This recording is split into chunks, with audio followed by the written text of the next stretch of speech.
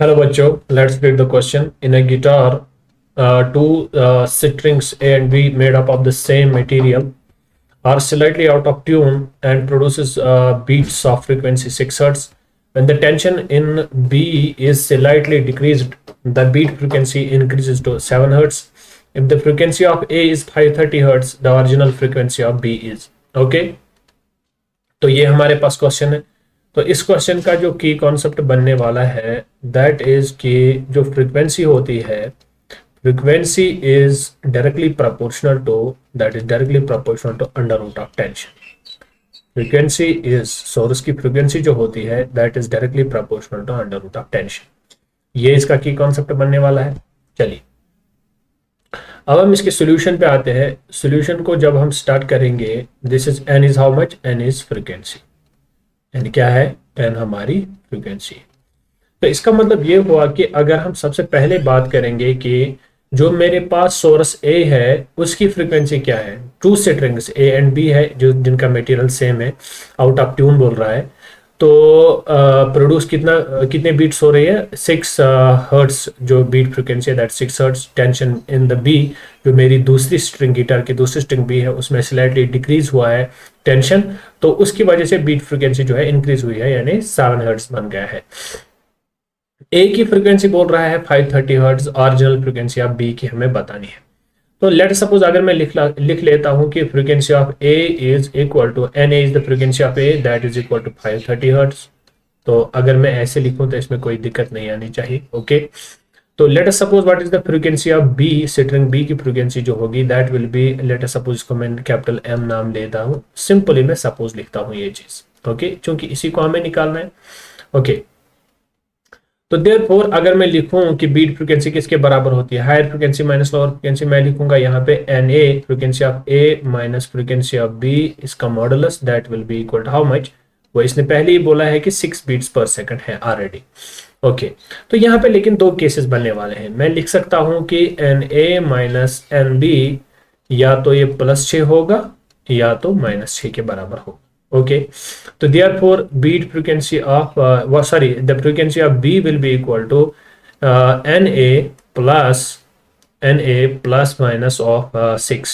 Okay, 6 तो या तो प्लस होगा या माइनस होगा क्योंकि बीट फ्रीक्वेंसी ही है। What is the frequency of B, therefore A की फ्रीक्वेंसी कितनी है 530, this will be equal to 530 plus minus 6। इसका मतलब ये हुआ कि जो बी की फ्रीक्वेंसी निकल के आ जाएगी दैट विल बी ईदर 536 और that will be equal to 530 minus 6 that will be 524 hertz. तो ये दो फ्रीक्वेंसीज मुझे यहाँ पे बी की मिलने वाली है।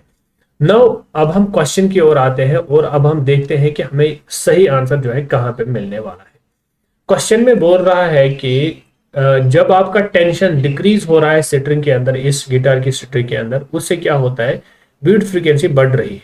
Okay, as I already write down above कि फ्रीक्वेंसी जो है that is directly proportional to under root of tension. सीधी सी बात है, अगर आपका टेंशन डिक्रीज करेगा तो फ्रीक्वेंसी जो है वो भी डिक्रीज करेगी, ये तो सिंपल सी बात है।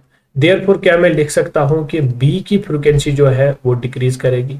अब मसला ये है कि क्या ये 536 से कितना नीचे आ जाएगा या 524 से कितना नीचे आएगा, डिक्रीज तो करेगा 5, या तो 536 से ही आंसर जो होगा 536 से कम ही होगा, 524 से जो है यहां से भी कम देखने को मिल रहा है। अब देखना है कि इन दोनों में कौन सा ऑप्शन जो है सही है। अब अगर हम देखेंगे कि दूसरे पॉइंट पे ये बोल रहा है कि the beat frequency increases to 7 hertz if the frequency of A is 530। अब अगर चूंकि ये बोल रहा है, क्वेश्चन में ही बोल रहा है कि ए की फ्रीक्वेंसी अगर अब 530 है तो ओरिजिनल फ्रीक्वेंसी ऑफ बी की कितनी होगी।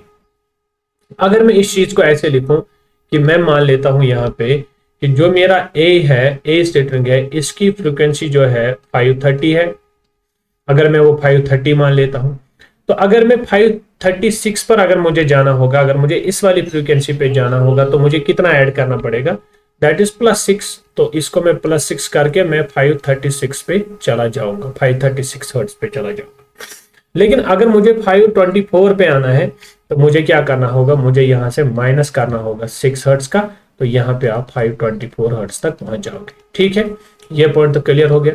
अब दूसरा पॉइंट ये करेंगे इसमें कि एक चीज जो है वो ये हम ये करेंगे इसके अंदर कि क्वेश्चन में बोल रहा है कि the beat frequency increases to 7 hertz, यानी बीट बीट फ्रीक्वेंसी जो है वो इंक्रीज कर रही है कहां तक, वो 7 हर्ट्ज तक इंक्रीज कर रहा है। क्या मैं यहाँ पे एक काम कर सकता हूं कि अगर मैं 524 को -1 हर्ट्ज करूं तो ये कहां पहुंच जाएगा, दिस इज 523 तक पहुंच जाएगा, 523 हर्ट्ज तक पहुंच जाएगा। तो इसका मतलब ये हुआ कि अगर मैं अब 30 हर्ट्ज से 530 से 523 तक डिफरेंस देखूं तो वो कितने की आएगी, वो तो -7 की आ जाएगी। तो यानी आप, इसका मतलब ये हुआ कि अगर आप 530 हर्ट्ज से ऊपर जाओगे 530 तक तो आपकी जो फ्रीक्वेंसी बढ़ रही है 7 बीट्स पर सेकंड बढ़ रही है। लेकिन क्वेश्चन में देखिए, क्वेश्चन बोल रहा है कि when the tension in the B is slightly, बहुत कम डिक्रीज कर रहा है, decrease the beat frequency increases to 7 hertz. इसका मतलब ये हुआ कि अगर आपका टेंशन जो है स्ट्रिंग के अंदर डिक्रीज हो रहा है तो बीट फ्रीक्वेंसी क्या होता है, स्लाइटली डिक्रीज करता है। इसका मतलब ये हुआ कि जो डिफरेंस आपकी बन रही है दैट इज 530 से आप 523 से आप 530 तक जाओगे, 7 बीट्स का इंक्रीमेंट हो रहा है। तो नतीजा यही निकला कि 524 जो है इस वाले केस में जो है सही आंसर बनने वाला है।